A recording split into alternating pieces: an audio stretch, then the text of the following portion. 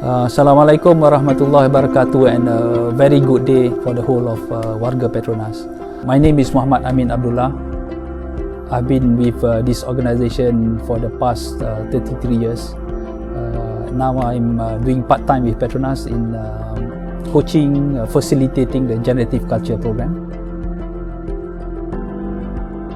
Generative culture is about doing the right thing even when nobody is watching. So this something that we always embrace in Generative Culture program, which is actually when you talk about Generative Culture, is divided into 3 parts. Right? So let me start by asking each and every one of you to touch your chin, please. Can you touch your chin? Okay. I can see that many of you are touching your cheek actually. So chin is here. So the point I'm trying to say here, the very first point about generative culture, about role model HSSC is business. So when you talk about role model, you can see that when I role model as leader, you just follow me, despite what I say is something else. So action speaks louder than words. When we talk about role model HSSC is business, this is very important as leaders. We must really believe that HSSC is something that we cannot have two way about it. It's our license to operate. In fact, it's our license to exist. If we do not take care of our HSSC, we may no longer be around.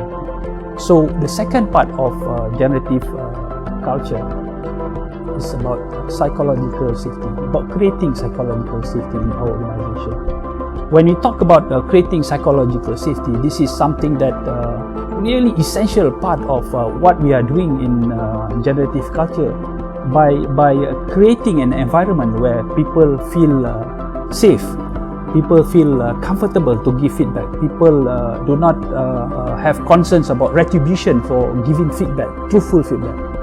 So this is where as leaders we must create an environment where truthful feedback is really welcome.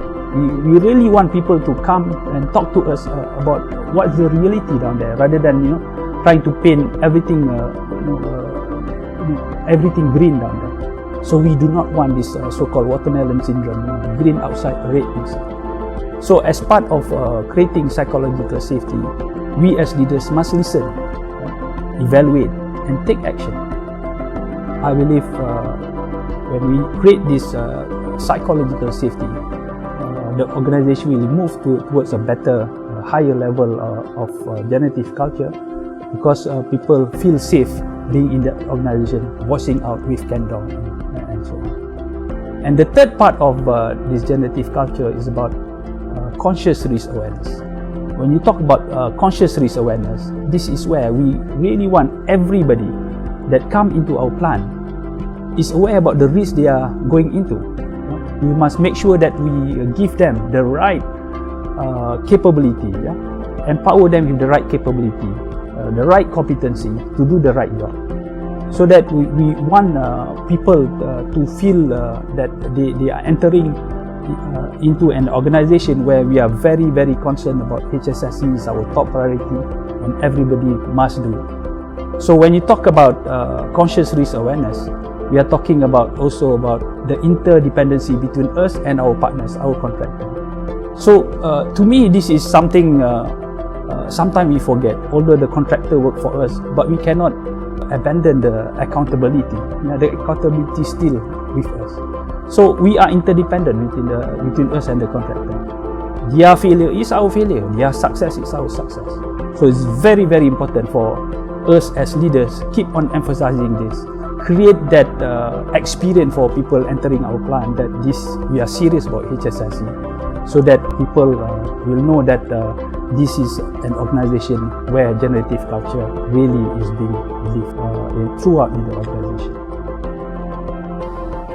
Our SOP, a progressive energy and solution partners, enriching lives for a sustainable future, is something that is very close to me, in the sense that when you talk about generative culture, we do a lot with regard to sustaining the business, so that we can continue doing our business in a sustainable way, in a safe way. It's our license to exist. You don't take care of your business and sustain it, we may no longer be around. So this is something that is very, very important. We must make sure that it happens. And it really touched me when I saw the video of Ustad Abdullah. He's actually living our statement of purpose about enriching life, doing his part, helping the communities around, the needies and so on. And I personally, when I was the CEO of Petronas PICL Egypt in Cairo, for 4 years I was there, and one of the things that is very close to me, I'm very passionate about doing some of the CSR. And some of the CSR that we did is visiting schools, giving a donation to the community, helping the community to earn a living and so on. And also a very important part of it is also giving scholarships to the students. This is just an example how we as Petronas, we are actually enriching the life of people around us by making sure that it's not only about helping them once, but just like the scholarship, we are actually pulling out the people from the hardcore poor society, for example, into the middle class and so on. I thought this is something really sustainable approach by giving scholarship. I'm quite active in NGOs, and this is something that we have been doing to help people not only in Malaysia but also internationally. Some of the events that we have done is in Cambodia, for example, where we help poor people, the needies, building tube wells, helping them with some to earn a living and so on. So to me, when you talk about creating a sustainable future, this is part of it, helping the people to have a sustainable future.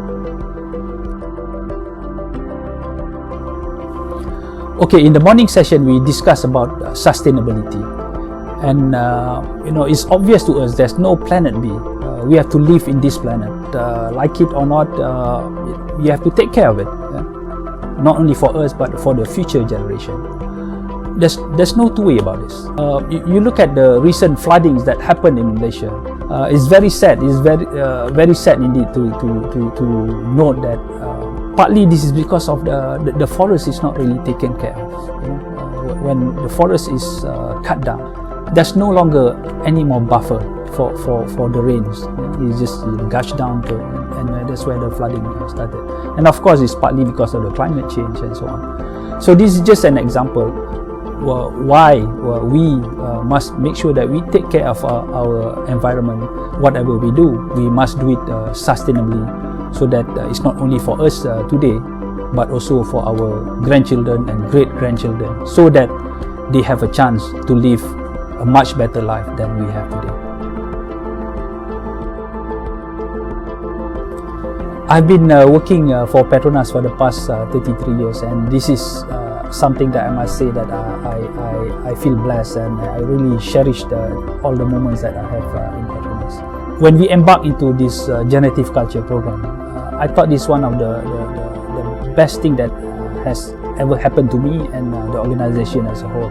This when we really embark into a culture program. It's not only an improvement program, but a culture program where we try to improve how we do things in this organization. So it will take time to change the culture, but I thought this worth every bit of it. It's not only about improving the organization. I thought more importantly is about changing ourselves. I thought I gained the most, and I try to impart this to all the leaders that I work with, be the top management, the middle management, even the frontliner. If one thing that I can impart to all of you, or something that I can request from all of you, is let's embrace this generative culture. I'm sure if you embrace it, you'll see the difference in yourself and your organization. And the other part is also about when you talk about sustainability, it's not only words, it's not only about talking about sustainability, but it's actually the more important part is about doing it.